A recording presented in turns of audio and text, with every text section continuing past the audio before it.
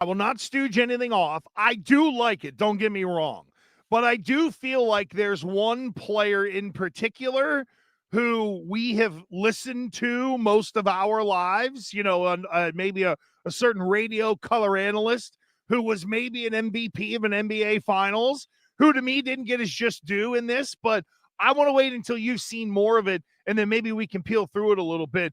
It is fascinating, and it you're right. It reminds you just how special the franchise really is and what it means in the context of the NBA and really as a thread throughout New England. We're so blessed, man. When you think of the studs that we have watched, like Ortiz, Brady, people like that, my God, if you were to do city to city groups of Hall of Famers, we're right up there with anybody in any city across the country in terms of you picked the sport, we had a stud. Dude, it's unbelievable. And listening to Jaylen Brown talk about it being the city of champions and, whatever Pittsburgh or Green Bay or whatever they want, not the case.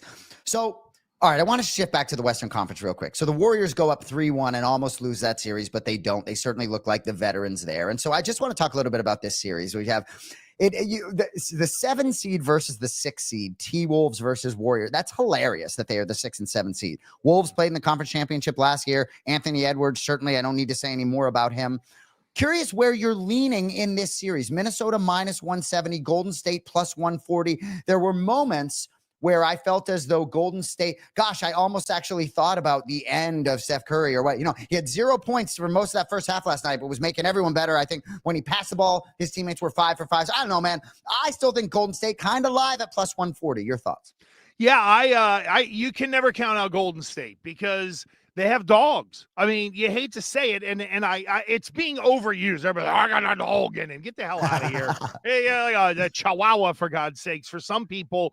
But no, when you have Jim Butler, and I think you make a great point. Jim Butler's a badass, man. He really is. Like, that's dude hilarious. Where that's Jim somebody Butler. That you want. But here's the thing about Steph Curry, and you're right, Jay. He was dog crap shooting the ball last night, but he was still out there affecting the game in other ways. Yep. And that's what the greats do. Tatum does that. He might only have 16 points, but he'll give you 14 rebounds and 8 assists and maybe a couple of blocks in there. The great ones find the way to impact the game in all different kinds of ways. That was Curry last night. I also think, too, that was the perfect opponent for Golden State. I agree. A young team who was feeling themselves, didn't have that right kind of experience. And now you got to deal with Ant-Man. And I'll tell you what, and I know I'm going to mention the Lakers again, not much to your chagrin because you hate the Lakers, but imagine if it was Ant-Man left behind with the Lakers when LeBron left versus Luka. Because to me, Ant-Man appears to be one of those rare dudes where he'll get a team around further than they should be based on talent.